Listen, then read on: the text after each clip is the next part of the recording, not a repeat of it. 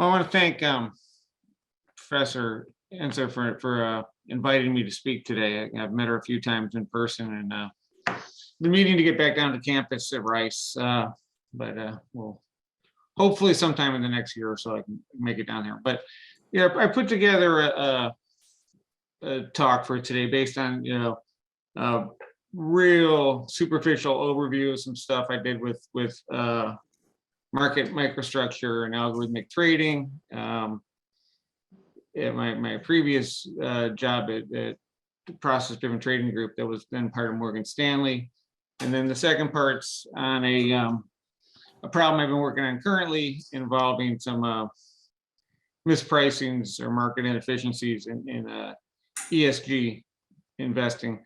So I'll just go through the presentation, and then we should have a fair amount of time left at the end for questions. And feel free to ask me. A lot of the talk is sort of just based on observations that I made in my career, and I'd be happy to share any insights I had regarding that. And the transition from academia into working in real world finance.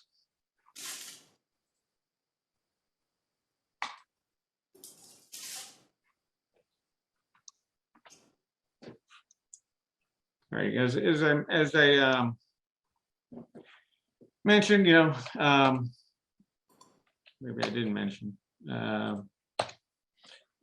undergraduate at Rice, graduated in 1987, electrical engineering. I went straight to the electrical engineering program at Princeton, PhD program, in what they called at the time the Information Sciences and Systems group. Coursework was, stochastic signals and systems, digital signal processing, time series, a lot of stuff that they study in statistics departments and finance departments as well. I did a minor in statistics and math. That was part of the program there that we had to do at least one minor outside of the electrical engineering department. Having gone straight from undergraduate into graduate school, I didn't really feel comfortable going into academia, and I think that the part of the reason was I didn't have a comfort level with sort of the motivation of the problems I was working on. I didn't understand sort of like where the problems were coming from. It seemed like a lot of the work was simply, working off of other papers without really understanding what what had motivated the problem to begin with. So I decided to, pursue a career in industry, and I went to the R&D group at Western Geophysical in Houston. So I moved back to Houston from 1991 to 1994. Worked on some very interesting, projects there. It was very applied research, but we were basically, trying to find ways to, improve the signal to noise ratio in seismic data. So basically, data collected from making a vibration or a noise on the surface, measuring the acoustic wave reflections. And in that work, the goal wasn't necessarily to best image the underlying geology, was to produce images for the geologists to interpret. So the metric wasn't necessarily what's most accurate, as much as what looks the best. And that, combined with the fact that industry was undergoing a lot of consolidation, led me to answer a call when a headhunter reached out. And the headhunter worked for a firm that mainly placed IT people in Wall Street. And but they told me if I came up to New York, they get me 4 interviews. So I paid for my own trip up to New York. And of course, the very first interview I had was basically in an IT group at Morgan Stanley. But they did, at least their promise of finding me, at least 4 interviews did come true. And I did meet a lot of different groups up there. At the time, most PhD quants, there wasn't really this, as there is now, like a lot of these hedge funds or private equity funds that were hiring PhD quants directly. Most were being hired by large banks.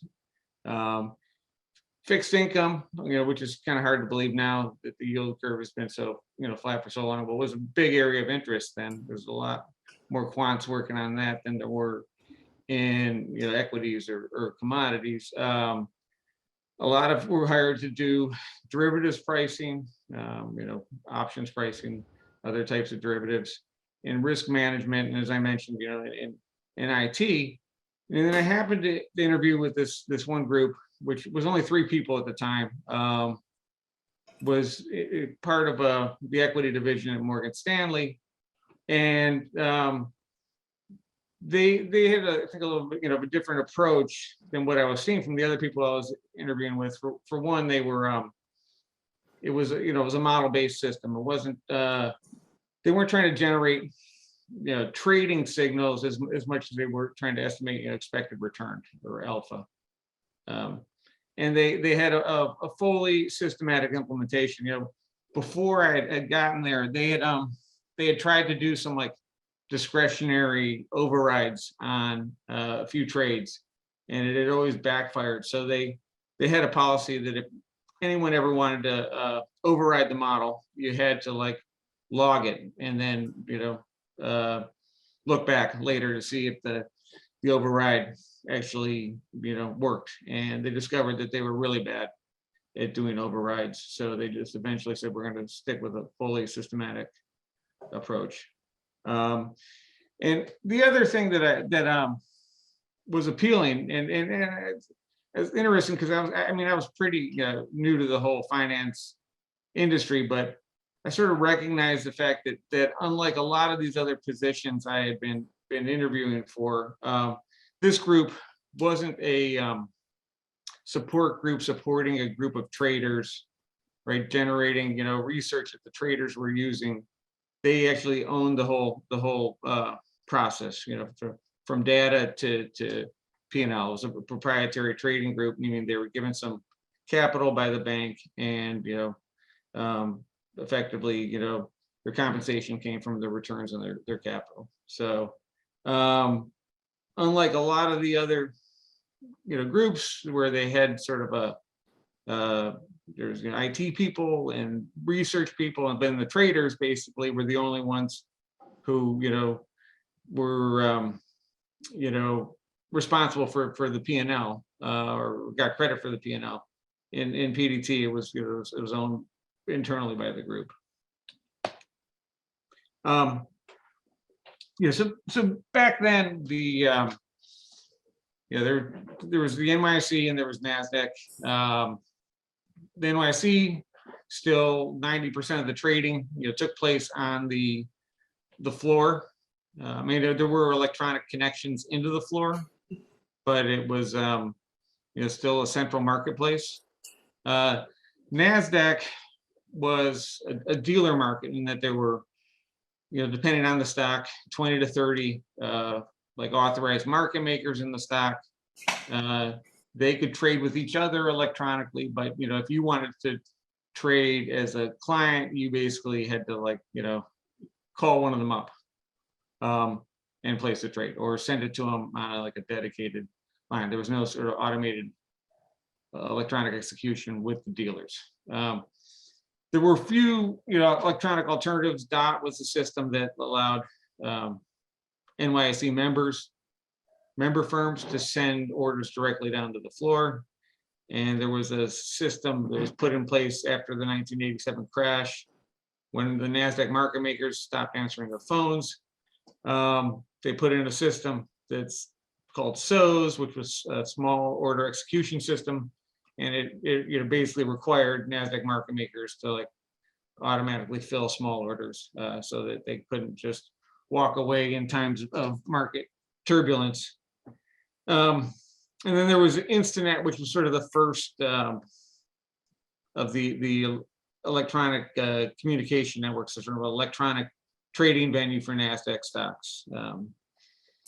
The minimum spread on a stock was 1/8 of a cent then. You could only short sell on upticks, and there was no intraday price data, tick data available prior to 1993 when the NYSE started publishing it. I mean, it was available from a few sources, but it wasn't widely disseminated until 1993 when it first became available. And then the other, sort of burden to executing equities was there's this whole infrastructure at the time that was sort of built around, you would trade baskets. So you'd have like a basket of 50 or 100 buy orders and a basket of 50 or 100 sell orders, and everything was sort of built around this concept of you would trade baskets. This idea of like trading a single order, and calibrating a single order in the marketplace wasn't really built into any of the infrastructure at the banks. So I joined PDT, and the first project they gave me was they knew about this small firm of down in South Carolina, founded by a couple professors who had hired a bunch of students that were doing an intraday trading model for NYSE stocks. And I mean, they knew these guys were doing it successfully, and I mean, I think they gave us some confidence that we could do something similar without really knowing any of the details of what they were doing. So I got a one paper I read was written by Andrew Lowe's, pretty well known in the quantitative finance world, and it was basically about predicting the next tick in a stock price. Now, I mean, it's pretty academic result because there's nothing you could do with actually knowing the direction of the next tick in terms of trading it, because as soon as you tried to trade it, you would change the direction of the next tick. But it gave me a good insight into sort of like modeling market microstructure. The other paper they gave me was like an internal Morgan Stanley paper that just sort of went through how the NYSE auction, market auction process worked, and how you could sort of simulate trading in it. And that, combined with the data set that I mentioned before, the tick data that had become available in 1993, I wrote or developed a intraday NYSE trading model, and that itself, was only moderately successful. But from that point on, I sort of became the microstructure guy at PDT. So the big project at PDT was a statistical arbitrage model. And I mean, generally, when people refer to statistical arbitrage, they're talking about price reversal process that occurs intraday or over multi-day time horizon. So it's fairly high turnover strategy. The statistical just means that the actual causes of the mispricing are only speculative. I mean, they can measure it statistically, but no one knows what actually causes the anomaly to happen. Some speculations is basically the delay in propagating information into the marketplace. There was a definite day versus night phenomena that occurred in the pricing process, so we thought that might be related to these market makers on Nasdaq, or the floor traders, specialists on the NYSE, not wanting to hold overnight positions, so they would tend to push prices at the end of the day. It could be that people that were trading were demanding too much liquidity during the day, pushing prices during the day that resulted in it reversing in the overnight. And it also just be, like as I mentioned before, just having What is compared to now, a lot of like trading frictional. I mean, you got high spreads, tick rules for shorting, human trading versus fully electronic. All of that leads to can lead lag, particularly with less liquid stocks. The difficulty in trading less liquid stocks that could create some of these statistical anomalies we saw in the pricing. But the being in school, you're learning the markets, are mostly efficient. That is true, except for when you have a market that's difficult to trade in. The inefficiencies will exist, up to the cost of the arbitrage to take the mispricing away. And if you have better access to the market and lower trading costs, you can take advantage of the arbitrage and exploit the inefficiency when it may not be there for the whole marketplace. Since this statistical arbitrage strategy, we were working on, it had been implemented on a sort of a daily basis for years. People have been working on that or doing that, but now that the intraday data was available, we're actually implementing this on the trade intraday. It had an order of magnitude higher turnover, and previous to that, people would just sort of assume and say, okay, let's say it costs 100 basis points, to trade a stock. There was no attempt really to sort of calibrate the costs, on a per stock basis, or how do you execute intraday versus just assume we're going to take the closing price plus 100 basis points as our execution price. As a result, with this high turnover strategy, there was a need to have accurate, unbiased estimates of what the costs were, particularly since the costs were going to eat up more than half of sort of the gross margin on this model. The cost to enter and exit the trade were over 50% of what what your expected return on the trade were.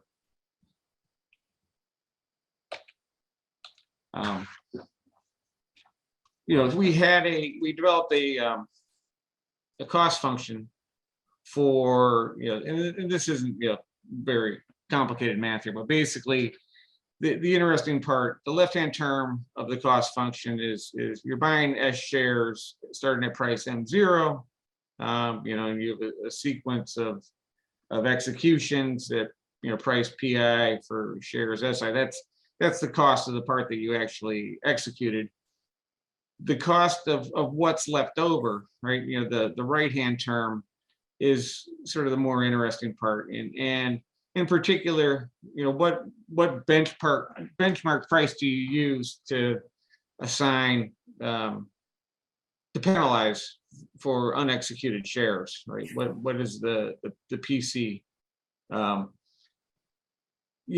Because typically in back tests people have done the stat arb strategy, you always assume that you're getting executed 100%. And when you're going to start trading in reality, if you're going to try to get 100% done, there's always going to be some leftover shares that just get away from you, right? And at some point, the marginal cost of executing those is going to be a lot more than the actual expected return. So the goal is to figure out, when do I cancel and what penalty do I charge myself when I cancel? And then essentially, one way to do it would be to try to just assume do a last in first out analysis and wait until the model traded out of the shares that you didn't get, and then see what the price was at that point.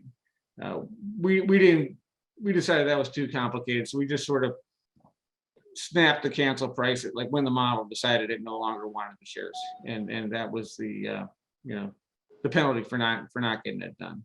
but by having a penalty, it actually allowed us to lower the overall cost, because if you're not chasing those tail events, it actually can help you in the mean cost quite a bit.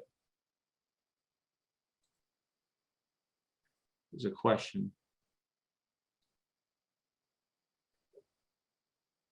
Does this cost function still hold today when ILC orders are more popular for market takers?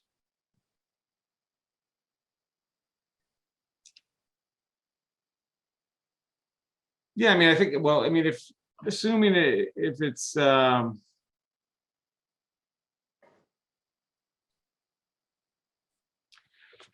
mean, I think the IOC, you would have to, the penalty would have to be the cost of not getting it executed, right? So if you're, I'm doing everything from the midpoint. So if you don't execute it, I guess you would probably want to have the cancel price be the next midpoint in time, right? So the change in midpoint between when you failed to execute, if the IOC didn't get executed.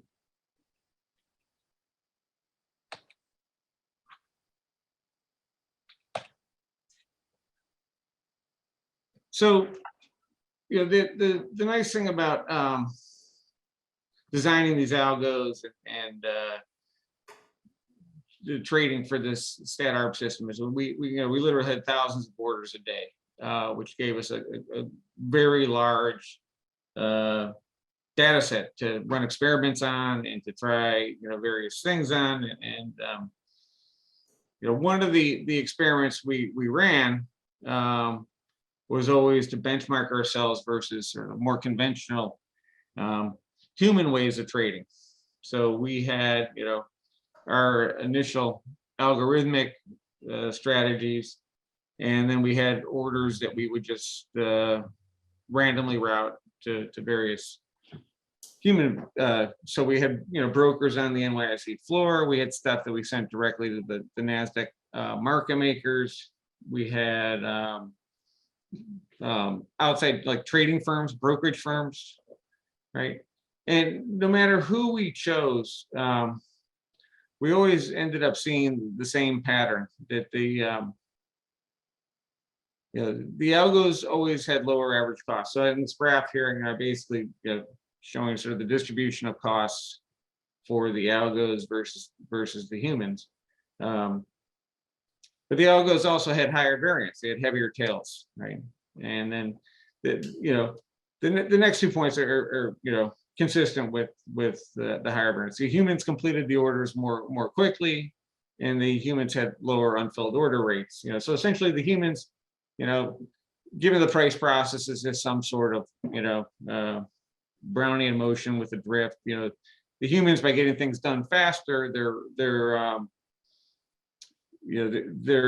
have lower variance, and they're getting more done, but they're having higher costs. I mean, the higher cost part isn't really consistent with working that faster. And we spent a lot of time trying to figure out, why this was. One idea recently working through was whether it was sort of due to it could be explained by the behavioral finance concept of loss aversion, right? And in this case, it's sort of flip everything, because the left hand side of the graph is sort of the profit events, like negative costs are positive outcomes, right? Where you're trading things for much better than expected, and right hand is sort of the losses. If there was the humans were suffering from loss, or if the human behavior is consistent with loss aversion, you would find that there'd probably be some skew to the graph, particularly on the right side, where they weren't taking losses on the trades that went against them, and on the left side, they there should be higher, more, heavy-tailed events, as they sort of took the risk to try to get lottery-like outcomes. And we never really saw that.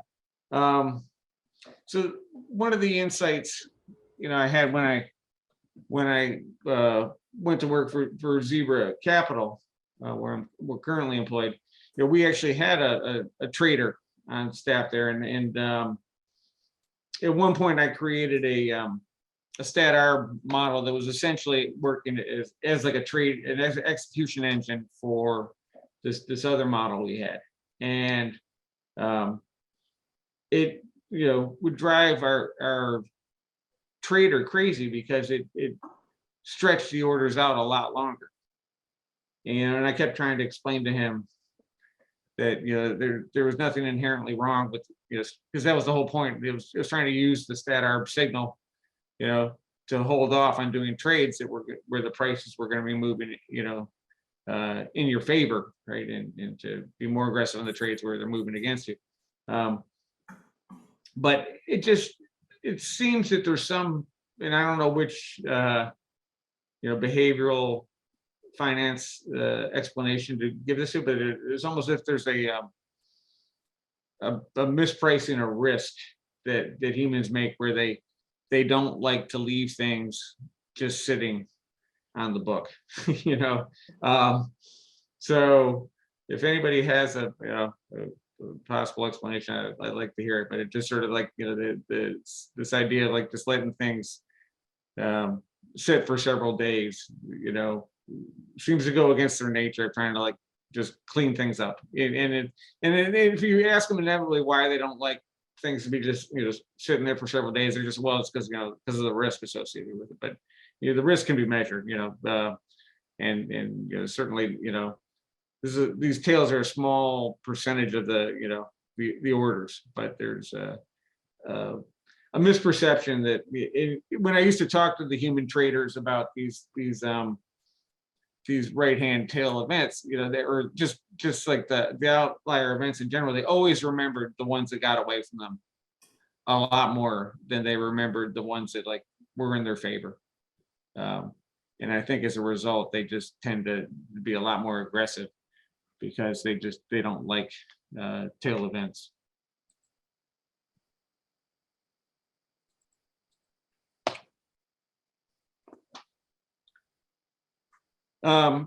So basically as time went on, the market structure in the U.S. changed significantly. The Nasdaq dealer, there's some electronic alternatives to Nasdaq dealer market became available. They actually was major civil litigation against the Nasdaq market because the market makers had been colluding and setting wide spreads. So basically, over time, the dealer market of Nasdaq just went away, and it became just a collection of electronic venues. Those electronic venues, or ECNs, started trading NYSE listed stocks in 2001, and also in 2001, the spreads went down to 1 penny, which resulted in just a lot more liquidity.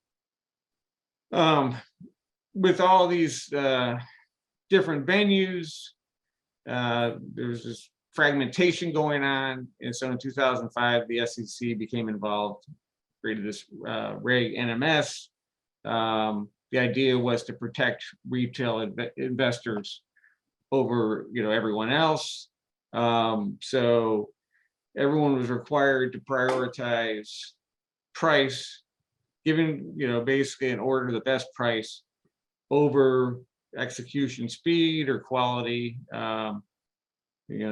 So basically, if an exchange received an order that it couldn't fill, and it couldn't fill at the best price, it had to forward it on to a different exchange that had the best price. Now, there was nothing that said how quickly it had to forward it to that other exchange. And as a result, this whole new industry called high frequency trading was created. And basically, these high frequency traders, they they could detect when these orders are being forwarded from one exchange to another exchange, and beat them to the other exchange.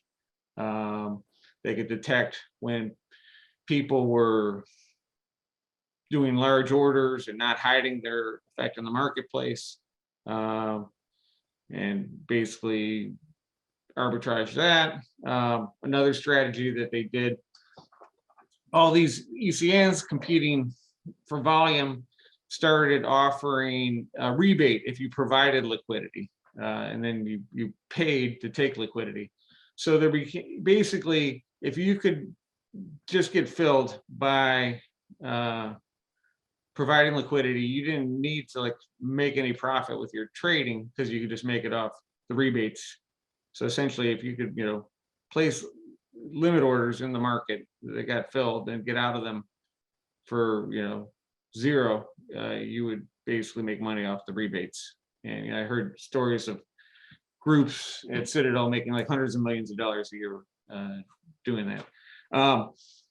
But so the winners, from this change in market structure due to Reg NMS, high frequency traders were a big winner.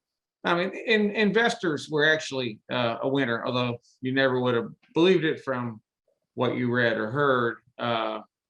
But there was a lot higher liquidity, a lot lower costs for trading with this marketplace. 1 cent spreads and multiple venues. The losers, the upstairs equity traders, right? And the NYSE floor. The NYSE floor still exists, but basically it's a TV set. There's really no trading that goes on. It's kept kept there it's a backdrop for when they have IPOs and things like that. There were 2 books that were written about this whole high frequency traders and how bad they were. One was called Dark Pools by Scott Patterson, and it was Flash Boys by Michael Lewis, which got a lot of attention.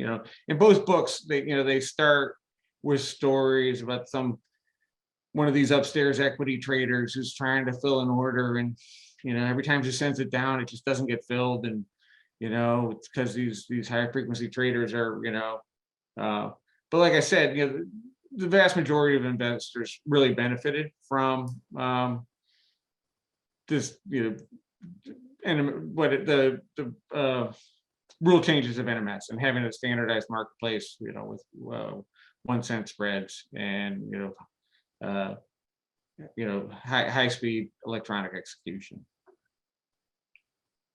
But reading both those books actually, when they came out, it caused me to think a little bit about how at PDT we, had we not been, taken advantage of by high frequency traders while I was there. My boss was always asking me, and I always assured him we weren't. And I'll tell you that it really wasn't that complicated to not be taken advantage of by high frequency trading. One, you just needed to randomize your behavior. Randomize by venue that you use, randomized by size of order. If you keep sending 1,100 shares over and over again, it becomes pretty obvious to people that are watching that it's the same participants. So randomizing by time. There's some people that will send a new order like every minute, on the 0 second mark. The second thing, having direct access to each of the liquidity providers, so you're not trying to trade, you're not using Archipelago to hit the Nasdaq quote, because as I mentioned before, the exchange arbitrage people, that was their bread and butter. Providing liquidity and earning the rebate. And then the last point was sort of, just as a quant, just make sure you're monitoring and analyzing all that you're doing. And essentially we kept the matrix for each of the types of trades. It's a lot more complicated than this, and each of the types of venues. And then you could sort of rapidly see, based upon your fill rates or subsequent price moves, if you were being, front run or taken advantage of or missing out on a particular exchange. So the next thing I was going to talk about is this concept that's been very much in the news the last couple of years: environmental, social, and governance investing. And it's basically this idea that investors should include this as part of their investment process. Companies that have that are doing well in terms of protecting the environment, have social policies that reflect what society would like, and strong governance to make sure that shareholders and stakeholders are protected. It's just the last couple of years, it's just exploded in interest, which is part of what piqued my interest in adhering. At every conference, there's several sessions on ESG investing. The assets have, as mentioned on the slide here, increased 42% from 2018 to 2020. The number of funds increased 30%. A lot of funds are rebranding themselves. If you look at some of the funds that are now ESG funds, and you look back, 4 years ago, they were just like a mid-cap growth fund, and now they're a ESG fund. BlackRock, right, manages 2.7 trillion. They have all their strategies. They're using they're integrating ESG concepts into those. TIAA, another $1 trillion asset managers, part of their core investment process. And all the, there's MSCI and Morningstar are adding ESG ratings to all the mutual funds and ETFs that they follow. Despite all this, it's still a loosely defined term, right? There's different ratings agencies. Most of the ratings agencies use sort of like a bottom-up approach. They start with sort of a selection of criteria, then use those to come up with an environmental score, or social score, or governance score, and then combine that into a single ESG score. This paper by Berg, Cobo, and Rigobone actually explains that really well, and some of the herding and divergence you see among the ratings agencies in terms of how they rate. There's also different implementations. Socially responsible investing is sort of an older concept where you basically just screen out sin stocks and defense contractors and oil companies. Now people are looking sort of more, rather than just screening, more possibly having portfolios based on sustainability or carbon emissions, diversity. Some portfolios, essentially just will just use the top quartile of ESG rated stocks versus others that where they're weighting based on ESG scores, and others that simply screen out the lowest rated stocks. And there's some that are active versus some are just basically enhanced index funds that overweight the ESG components. What's interesting, BlackRock has 4 ESG ETFs with 27 billion in assets between them, and basically all 4, they use different indices, different ESG type indices, but it's basically it's different flavors for different people, right? They're not essentially they're not making any sort of claim that one form of ESG scoring is better than another. Just a graphical representation of all the variability that's going into what makes up an ESG fund or ESG portfolio, different criteria, different ratings agencies, different implementations. So what with this huge amount of investor interest in ESG investing and this lack of standardization, it occurred to me that there's big diversity of opinion, and finance theory diversity of opinion leads to volatility and mispricing. And so, as a practitioner, I call that an opportunity. Rather than working off of the ESG scores, what we decided to do was let's take what the ESG managers are doing, rather than just the actual scores that they're using to select the stocks. So we created a crowdsourced ESG portfolio, and this is basically just identified the 20 largest ESG funds and ETFs, aggregated them together using their publicly available holdings reports. We're not trying to rate or evaluate or weight the companies. We're solely using what these ESG managers are doing in congregate. And in particular, what we wanted to look at is like what stocks were entering into this aggregated portfolio. And it turns out there's a strong momentum effect there. Stocks that are entering the ESG portfolio continue to be added for a year. And they tend to have excess returns over the market. And then the stocks that are leaving or being reduced in the ESG portfolio, they also have a momentum effect, and also lower than market returns. I should add, this is only going back to 2017. So there's not a lot of statistical significance. Unfortunately, it's hard to get.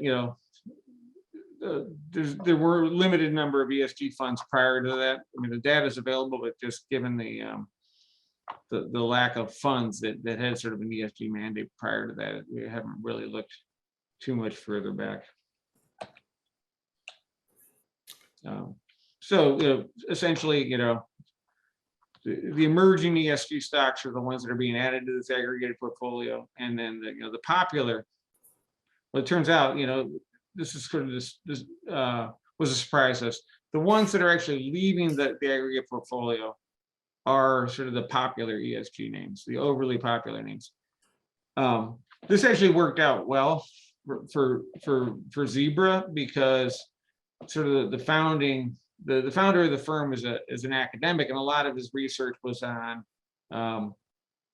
popularity and how popular stocks or popular assets tend to underperform sort of overlooked or neglected assets. So the fact that the popular ESG names turned out to be the ones that were leaving the portfolio was a coincidence, but it actually happens to line up sort of the firm's core founding philosophy.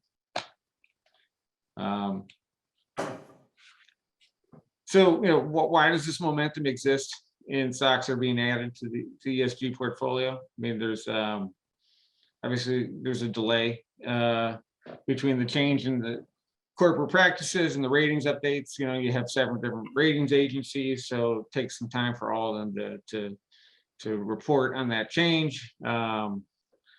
There's some consensus forming and herding that goes on. This is true for sort of any sort of analyst ratings. And then there's just an implementation. Like, these are big multi-billion-dollar portfolios, so it takes some time for them to fully implement changes in ESG scores. Where does the excess return come from? There's additional demand, with ESG being a popular strategy, but I think more importantly is just it takes a while for the ESG characteristics to become known. It's less so much the flows going into ESG funds.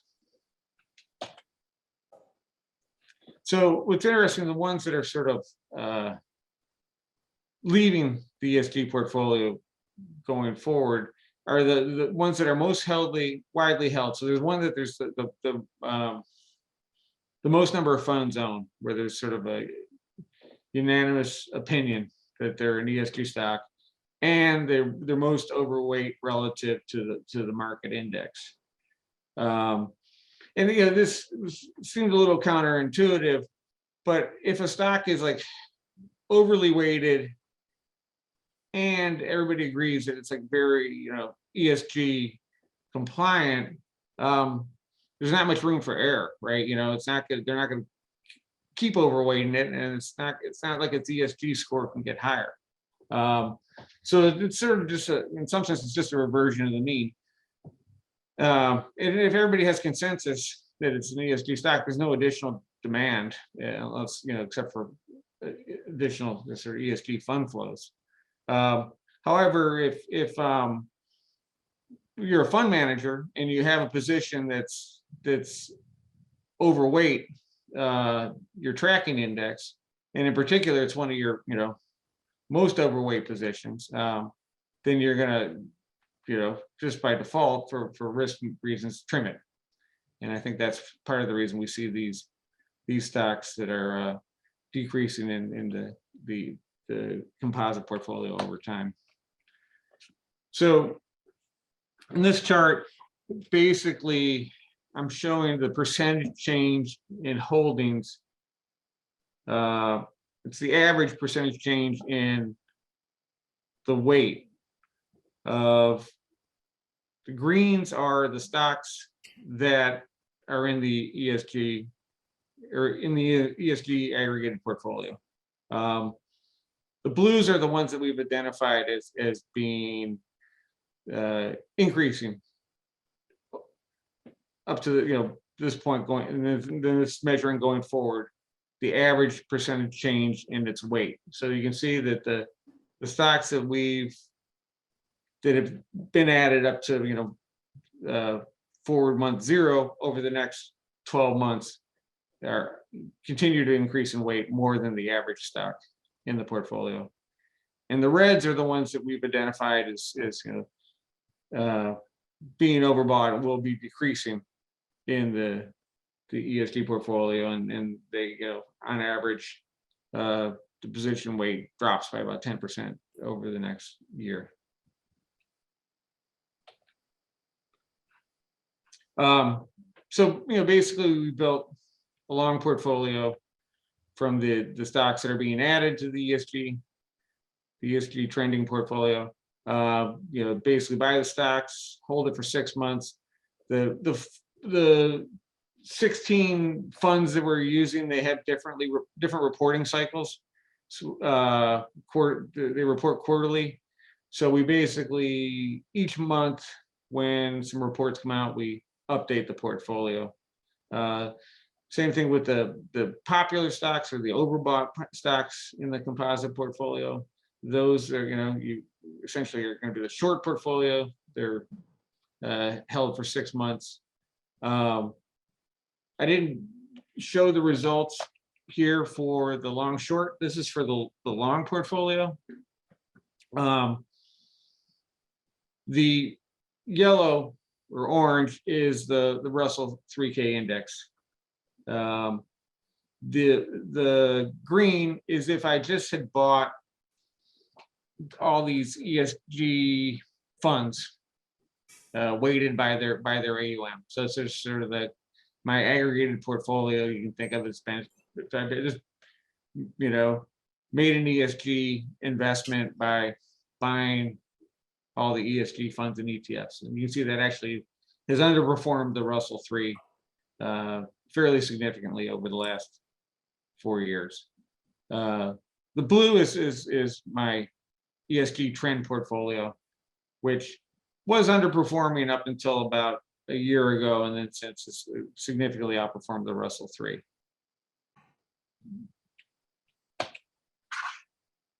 The short portfolio or the ESG popular stocks, right? That's the blue line. So you can see it's underperformed the Russell 3 quite significantly and more consistently than my long portfolio over the last 4 years. And interestingly enough, the green line is I just created a portfolio of the stocks that none of the ESG funds owned. And it did pretty poorly up until about a year ago, and then since then it's outperformed pretty significantly. I think some of that is a size effect, because it tends to be a little bit weighted towards smaller stocks that don't have ESG analyst coverage. But it's sort of if you would talk to like the ESG investment communities, we spent some time discussing this idea with them, and they really dislike this idea of us shorting the most popular ESG stocks, because they want us to short like the non-ESG portfolio, the green line, right? Because those are like, the bad stocks, and the blue, where everybody has consensus on, or ESG-ness, and they're very popular in the ESG community, should be outperforming. But I mean, unfortunately, this is what the data shows us, that, and it's not, a lot of people, there's been a lot of papers written about whether ESG investing actually has any alpha. At this point, I'd say, like, it's inconclusive, because there definitely may be significant risk exposure to investing in non-ESG stocks, but so far there hasn't really been any return penalty associated with it. And that's it. Happy to have some questions.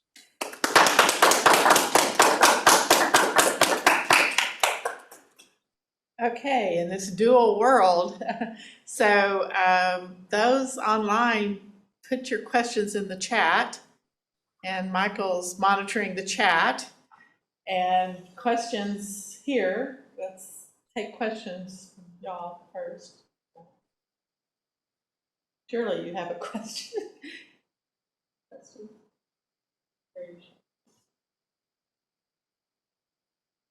No question. So let me get started in a second.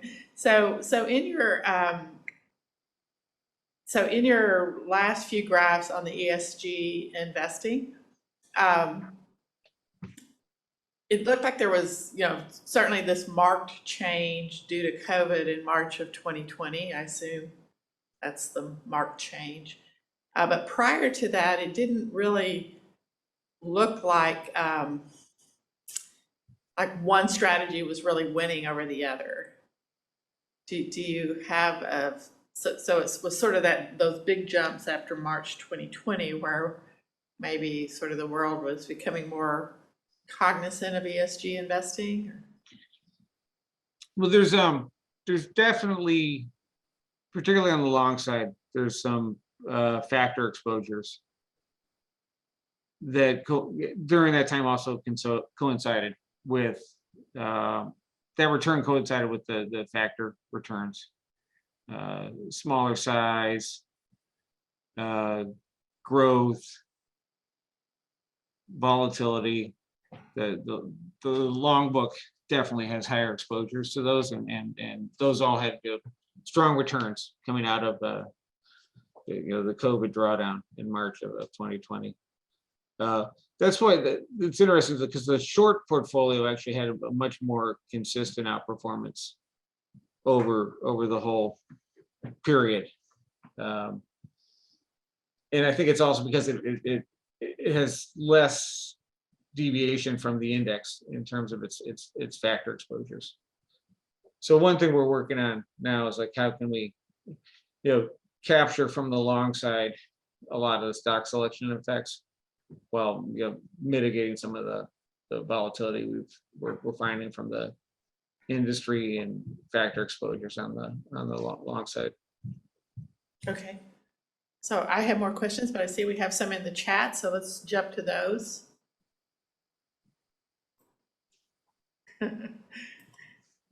How have the Reddit groups affected your shorting strategy? Well, interestingly enough, I have to be really careful in the back tests that I've done, because sometimes GameStop gets into my long portfolio and sometimes it doesn't. And having a stock with, 1,000% return or 10,000% return in an equal weight portfolio can actually make a big difference in how you interpret the back test results. The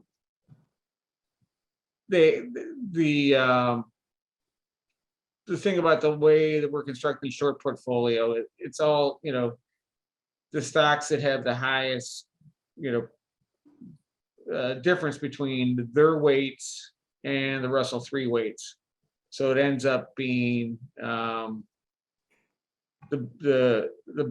sort of largest cap stocks.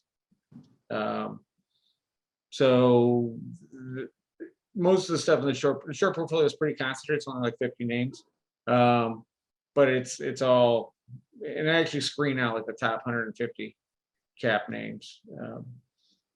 So I haven't noticed anything from like the Reddit groups getting in there, because those I don't think that there's gonna be many fund managers that are overweighting those relative to the Russell 3. That's a great question, though. What about the next question? Do you see potential risks that many more ESG funds will enter the market and push demand? I think the risk is more that if ESG loses popularity, right? Because the stocks that we're adding, we can show that the stocks that are going into the long portfolio continue to go in to this consolidated ESG portfolio over the next year. What we aren't sure of is what causes their excess returns over the next year, and how much of it is due to inflows into ESG funds versus just sort of repositioning within ESG funds.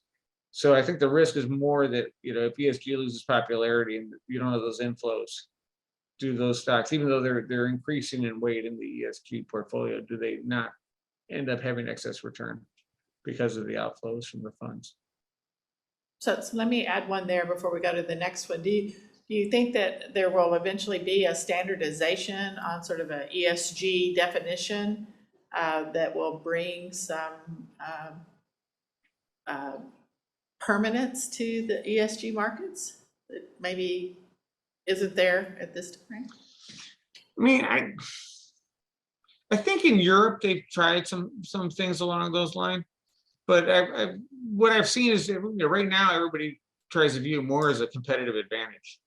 So I think it'd be really hard to try to get people to agree to it, because right now the selling point to everyone is, not, oh, ESG outperforms. It's like, we can tell you better than someone else can, what ESG is. And particularly when you deal with like emissions, it's getting very, companies recognize this now. So now they're doing what's called greenwashing, right? Where you move your emissions off balance sheet, put them into some sort of, subsidiary, or move them offshore. So it's definitely, I think we're a long way away from standardizing. I mean, I think like governance is pretty standardized at this point. I don't think there's a lot of variability between the ratings. I mean, like ISS has been doing governance for a long time, right? With where they will make recommendations on proxy votes and things like that. So they've always had a set of standards, but I think social and environmental are a long way away from any sort of standardization. I think we're to the, do you see potential strategies for non-ESG stocks since they have outperformed recently? I mean, I think this crowdsourcing methodology would work for pretty much, if you can identify a set of funds that sort of have a common characteristic, right? And you can sort of smooth out the noise by merging them together and seeing how they're acting in aggregate, and then identifying, if you can find momentum in things that they're adding or delete or removing. I think that oh, I'm sorry, I misunderstood the question.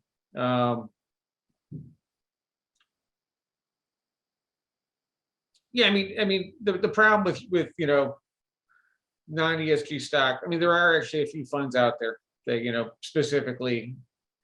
I think one of them has like the ticker symbol MAGA, MAGA, right? That trying to take advantage of the popularity of unpopularity. It's, I think that the like I mentioned, no one's identified that there's necessarily a negative alpha associated with non-ESG stocks, but there is a lot of risk, right? Particularly with climate change, right? That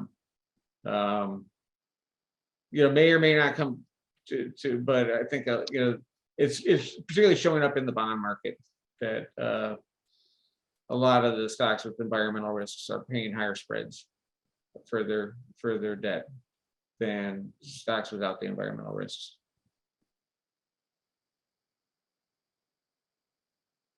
So what was the next How one? will I compare the returns? I mean, I think Russell 3 and S&P track pretty closely. I haven't looked specifically at the ESG portfolio versus the S&P, but it's not going to be that different from over that time period. Is amazing because I looked at both the Russell 3 and the Russell 1, and the difference was like less than 1% cumulative return over that whole period. I think I just sort of answered the next question as well.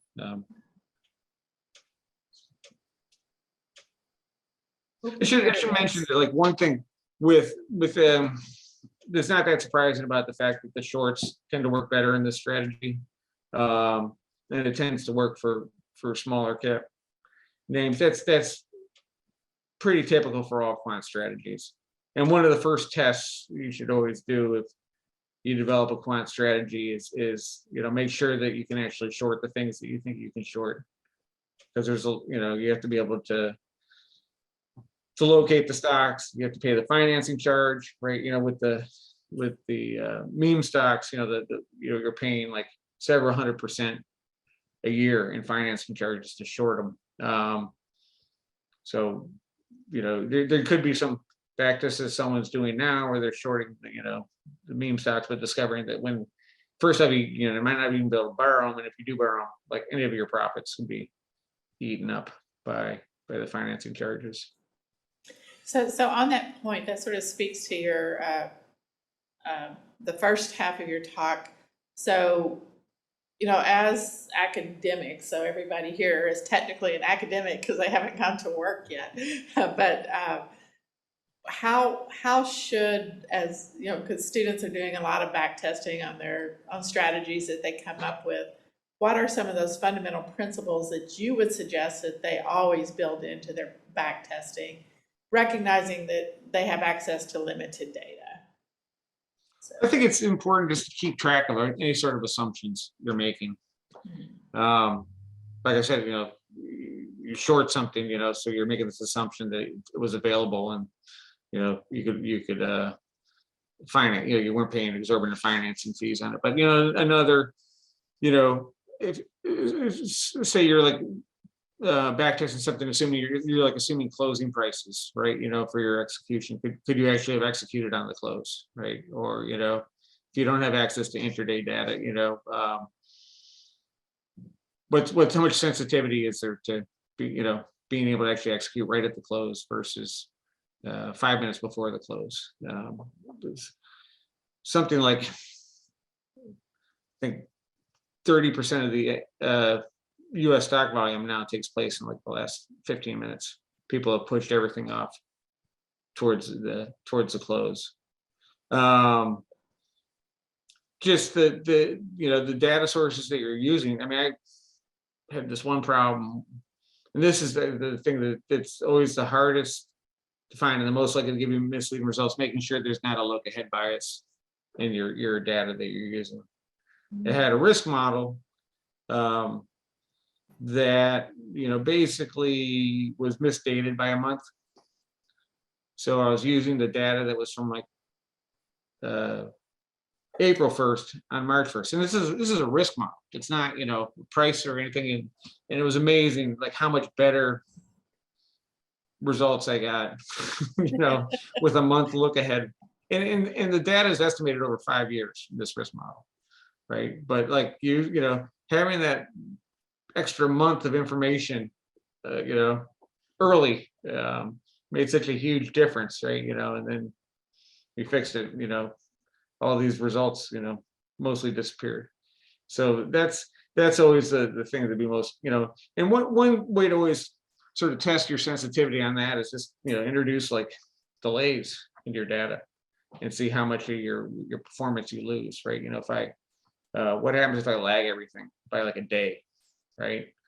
Yeah, obviously that doesn't work if it's a high frequency model, but if it's like a monthly model, I'm going to trade on the second of the month rather than the first of the month in my back test and see what happens. Interesting. Just sort of some common sense approaches. And the other thing is, you make these assumptions and back tests about like, what your trading costs are and what your slippage, and just having a way to measure as much as you can once you start live trading that all your assumptions were reasonable, right? That it actually, your live trading costs are about what you estimated, you're in the back test, and you're getting executed on a similar percentage that you estimated. Anything that you estimated it, and hopefully you have a way to like sort of bootstrap that information in, is once you start trading, you go from your estimates into your updating your estimates from your live trading. So, go ahead. does your backtest strategy also involve paper testing? And if so, which like where do you go to paper trade your ideas? Like which is there a platform that you use? No, it's all custom built backtesting platform I wrote in R. PDT, I had something I had done in C++ because it was using tick data, so it needed like higher speed. And, but the stuff I've done at Zebra Capital, I didn't really know R before I started there, but it was, I've done stuff before in MATLAB, and it all ends up, R is a little bit higher level. Is the advantages you can do with the statistical analysis and like at the same time write scripts in it. I've started to do a little bit in Python because it seems like where everybody's going, but I can't say that I've really used it for a lot of like data analysis, much as this sort of data manipulation. So we have a question of open areas in ESG investing. I don't think we got to that one. Yeah, I've seen some people that have been trying to do machine learning and NLP to try to identify sort of ESG characteristics of companies to improve upon or one, to like improve upon the scoring, and also just to have a higher resolution and with less latency of adjusting ESG scores. So looking, using NLP to like look at like news articles and press releases, if companies are announcing that they're reducing their carbon emissions or certain keywords. I think that's, but right now, because I'm just working off of the SEC fund holding reports, there's a 2-month delay. For me, and I know this is available. There's like for ETFs, you can get the daily fund holdings. So I could update my, half of my crowdsourced portfolio daily from the ETF data. So I know a lot of people are trying to be higher frequency than like sort of the scores that come out annually or semi-annually for and they're doing that, sort of some more advanced data science techniques. And I think there's, people trying to better understand the whole supply chain, particularly for sustainability and emissions, just so companies can't just, push off their emissions off balance sheet or off book, or offshore. Who would have ever thought? So let me ask sort of a slightly different question. So you've seen many changes in the industry since you started, and you've ridden the tide of those really well. As young people interested in this field and very quantitatively talented, you have sort of general advice for how to stay up to date once you get started, and how did you keep yourself relevant, I guess? Has everything changed around you, I guess? Well, I mean, I think for one, it's, I've always, really enjoyed the problems that I work on, right? And enjoy them more than just because, they can be, kind of, lucrative if you solve them right. I do enjoy the fact that the metric, and I think I sort of mentioned this at the beginning without following up, that I like the fact that the metric's very well defined in finance, right? There's, you get like how well your algorithm's working because of the profits it generates, or the amount it reduces the costs of trading, versus how some You can definitely geologists tell the difference between an A+ and a B+. Yeah. But it's I think the tricky part from sort of moving from academia into work environment. In academia, you always sort of had these cleaned up, not always, but mostly the data sets are cleaned up, open, well-defined problem, sort of closed-end problem. And I know this was true as myself as a PhD when I first went into the workplace, and then I saw this over and over again at PDT. People come out of school and you give them a bunch of data that's like unstructured and noisy, and sort of an idea for what you want them to explore, and it's tricky to adjust to that, because there's this so often someone would some junior person come to you and say like, oh, I found this great thing, and you discover it's all based on 3 or 4 outliers, which are like bad data points in the data. So never assume anything about the data. And I think obviously now that there's been so many advances in data science, there's a lot of tools out there for doing sort of preliminary analysis to make sure that you get rid of the outliers, but to understand the source of the data and what it means, particularly in finance. We had this guy once who was a PhD in physics, and he actually had like a long career at like Lawrence Livermore, and he transitioned doing finance, and he wrote this, he was given a data set from for futures, S&P futures data, because there was no electronic market. It was all traded in an auction pit. But someone had created this data set, and he did all this, wrote this big internal research paper on it with these lots of Greek letters, and and at the end concluded that the average spread on the contract was 5 cents. But meanwhile, there's a speaker we had at the trading desk where all day long they would just repeat what the quote was, and if you had just listened to that, you would have heard it was 10 cents. But it's sort of I guess the point of the story was that understand the source of the data. Probably whoever was working could transcribe the data set that he was working from. It's transcribe something different than he was modeling. But I think that I think the two case studies I put in my talk were sort of about when there's the markets are never the financial markets are always evolving, always changing, and so there's always opportunities for finding new ways to model or new, inefficiencies, and these structural changes present, opportunities to sort of the problem solving techniques we learn, in school, or while we continue to work. The greatest skill you can have is trying to say, when you confront a new problem, trying to know which of these problem solving techniques, and I'm a newcomer to machine learning and all that, but I've seen in finance there hasn't been a whole lot of really strong results yet, with particularly with trying to model like factors and deep learning.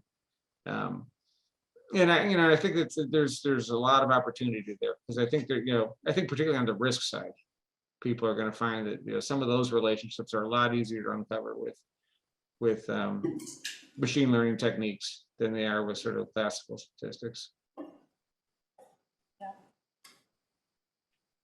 I think it would be really nice if we didn't have to solve any more stochastic partial differential equations to come up with our risk models. So any other questions? Any from the audience here? This is the last question in the chat from Franklin. I have looked at like different weightings for the portfolio. It doesn't make that big a difference. I mean, it does change your returns a little bit, but as far as the risk characteristics, it actually hasn't really, surprisingly, made nearly as much difference as I expected to go from equal weight to cap weight or something in between.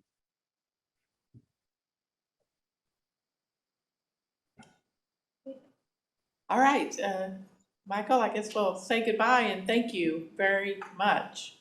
This is a fantastic way to close out our class for the semester. So, can we have another round of applause?